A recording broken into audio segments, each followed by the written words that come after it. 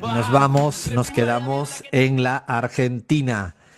Yo ayer o antes de ayer, ahora no recuerdo bien, precisamente porque alguien me escribió en las redes sociales. Yo siempre pienso que en las redes sociales hay bots e imbéciles y gente muy linda. Y gente muy linda, ¿no? Digo, pongo este paréntesis porque a veces, no, hay de todo. Es como en la calle, te encuentras gente muy imbécil y muy poca gente imbécil y gente muy linda. Y en las redes sociales hace mucho ruido lo imbécil, pero la gente linda. Y esta semana, y creo que ayer o antes de ayer, me escribe alguien y me dio la idea para abordar el tema argentino. Me dijo, Alfredo, pero si este es el segundo tiempo, me dijo literalmente. Este es el segundo tiempo. Ustedes recordarán el libro de Mauricio Macri, que lo sacó y se llamaba Segundo Tiempo. Y lo que pasa es que no nos dimos cuenta que el segundo tiempo era esto que estamos viviendo ahora.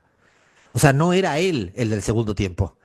El segundo tiempo era el de tener en el gobierno de Milei nada más y nada menos que el eje de la represión a través de Patricia Bullrich y el eje económico a través del endeudador serial llamado Caputo, ¿no?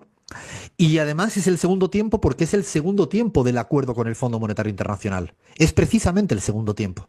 El primero fueron 45.000 millones de dólares que todavía se siguen pagando y es como un peso muerto permanente en la economía argentina, que dicho sea de paso, ¿no? Eso lo que hace es generar límites a la libertad de las generaciones futuras. Me refiero a los que hablan de la libertad, ¿no? Cuando tienes una deuda encima tan grande, lo que hace es condiciona que las generaciones futuras puedan ser libres, porque tienen que pagar la deuda del que decidió irse al FMI para tener 45.000 millones de dólares. Y ahora viene el siguiente acuerdo con el Fondo Monetario Internacional. Me puse a buscar a partir de ese tuit que me decía, este es el segundo tiempo, y me puse a buscar un artículo que habíamos escrito hace 5 años en CELAC. En ese momento éramos CELAC y no CELAC Data. Con Guillo Lietti, con Mariana Dondo, creo que también estaba, no sé si Sergio Páez y Pablo Guaren. Hace 5 años. Y lo que hicimos fue ver de toda la plata que vino a la Argentina en la época de Macri, ¿para qué se utilizó? Hace 5 años, repito, casi 5, julio del 19, para ser más preciso. Y releyendo el texto estos días, me daba cuenta que de cada 100 dólares que entró en la Argentina, ¿no? Fundamentalmente por ese endeudamiento del gobierno de Macri, liderado por el señor Caputo, de esos cada 100 dólares, 60 dólares iban a parar a la timba financiera, a la fuga de capitales o a remesas y utilidades de dividendo, que es lo que las transnacionales se llevan para sus países. Y para el repago de deuda, que como en ese momento era muy baja la deuda, ese concepto era muy bajo. El 60% de la plata que entró por deuda externa se fue a parar, repito, nada más y nada menos, a la fuga de capitales o a retribuir la timba financiera. O que se llevaran una parte las transnacionales. 60% de ese endeudamiento. Pero todavía aún hay algo peor. 17 de cada 100 dólares, el 17%, se destinó a importaciones ociosas. Aquello que no sirve para nada en los motores de la economía. O que lo consumen un número reducido de personas en la Argentina. Ahora, de hecho, serían los autos de ultra alta gama que se están importando en este momento en la Argentina. Y muchos. En ese momento también se importaron. En el primer tiempo, en el de Macri, se importaron muchas cosas que eran ociosas.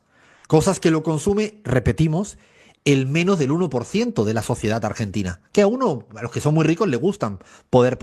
Repito, 60% de las divisas que llegaron de los dólares se fue para la fuga de capitales, para la timba financiera. 17% para importaciones que no valían para nada.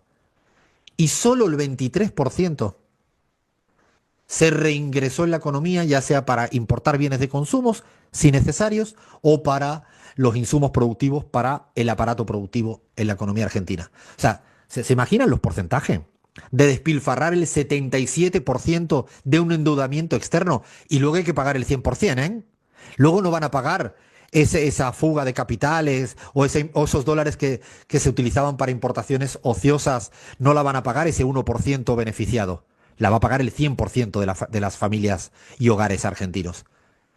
Esos son parámetros que, si no tenemos memoria, si no tenemos conciencia, si no tenemos análisis riguroso de para qué fue utilizado en ese primer tiempo, estamos hoy en día como, ¿no?, ignorando dándole la espalda a lo que va a pasar en este segundo tiempo. Y lo digo porque es curioso, en este segundo tiempo es el mismo ministro de Economía, es el mismo actor al que se le va a pedir plata. Es el importe no va a ser más porque no le van a dar más el Fondo Monetario Internacional. Pero si le añadimos el blanqueo de capitales y lo que obtiene el Fondo Monetario Internacional, es un monto relativamente similar que el del primer tiempo. Si no hay nada nuevo.